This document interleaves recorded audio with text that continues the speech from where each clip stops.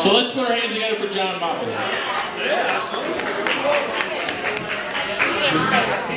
No, I have 1 minute. Hey, thanks a lot for being so violent. This guy, I didn't know he was a mafia boss. I didn't. But that's what he told me before I got up here. So I'm gonna make you an offer. You can't refuse. You know, ain't that funny with the mafia people, man? They like that. It's like in the movies, they can go around and kill people all day long. And nobody's supposed to get offended. When somebody kills one of their people, oh my God, I'm going to kill them. They're going down.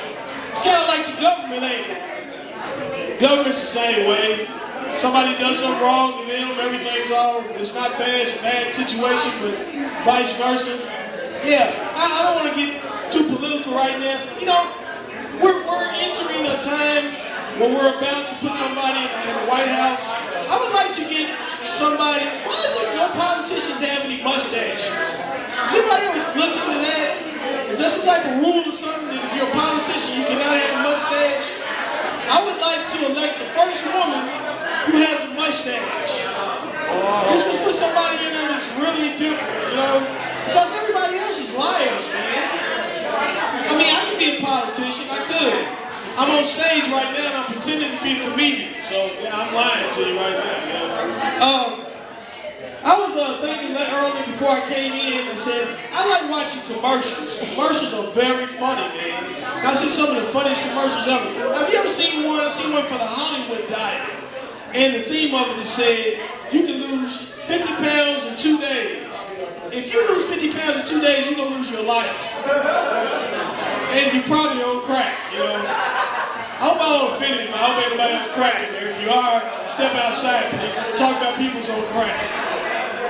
Yeah, you know what I love the commercials, man. Have you ever seen a commercial for Mr. Clean? Mr. Clean's just a funny commercial. Because they always have the song, Mr. Clean is the man. Behind our shine, is it wet or is it dry? And people get excited because they see a bald-headed man inside the floor. I'm like, man, you'd be more excited if you seen Samuel Jackson in the floor. He said, Samuel Jackson, is that you? Yeah, it's me, and I hope you burn in hell. You know? And then you got to explain this to your wife. You say, hey, honey, I see Samuel Jackson on the floor. He said, you might need to go back to AA and what you need to do. What about the people, man, like the weather people on the news? Those people are the funniest people. Because, man, I think they lie, man. They guess. They go to school to tell you an educated guess. Have you ever seen somebody on the news and say, there's a 50% chance of rain? Or they sound like a guess to you? I mean, I can do that, man. We need some real people. What gets me is why come when they have these hurricanes, they always give them names? Hurricane Harold, Hurricane Tom, Hurricane Henry. You know, why they give them a good ghetto name? Like Hurricane Ray Ray, you know what I mean? That's what they need to do. Because if they didn't word it right, and usually they say, hey man, Ray Ray's on his way. Man, I already paid Ray Ray his money, man. I don't want to hear that. I'm talking about the hurricane. Oh, okay, all right. Yeah. I'm telling you, the funniest things on television. What about when you watch television? You watch these television shows for cops. Those are funny things because they can solve a case, man, in 30 minutes. In real life, it takes them 30 years to solve a case. Those are the people we need to hire, man. But you can never see those people in real life. I don't want to give the cops a bad rap. I hope there's no cops in there now to probably get locked up, you know. You know, I love cops, man. I could be a cop. I could. I could wear the uniform. I don't know if I could, help anybody, but I could wear the uniform well. I would. Yeah, I tell you what, I'm enjoying having all these people here. Let's take a moment of silence for all the alcoholics in the room. I love alcoholics. My brother, man, he's a great alcoholic. He is. Because he's been an alcoholic for 20 years. He's the best. I'm going to do a few more. And I think to myself all the time, I said, what is the best when you're a great alcoholic? I mean, what is the championship? What kind of trophy you get? Death? You know? I hope I didn't offend anybody. If I did, I don't care. You know? The joke's going to keep going on. What about when you watch sports on ESPN? They have some of the weirdest sports. You ever see those sports like the national hot dog eating contests. You got these people that try to consume as much food as they can in their mouth. And what is the trophy for that? Diabetes? I mean, what do you get for eating as many hot dogs as you can? Then you be in heaven and you talk to God and say, oh, I won the championship for eating hot dogs.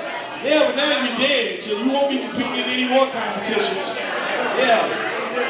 ESPN, man, they have some of the funniest things I don't even consider a sport. What about hunting? Who considers hunting a sport? Hunting is not a sport, man.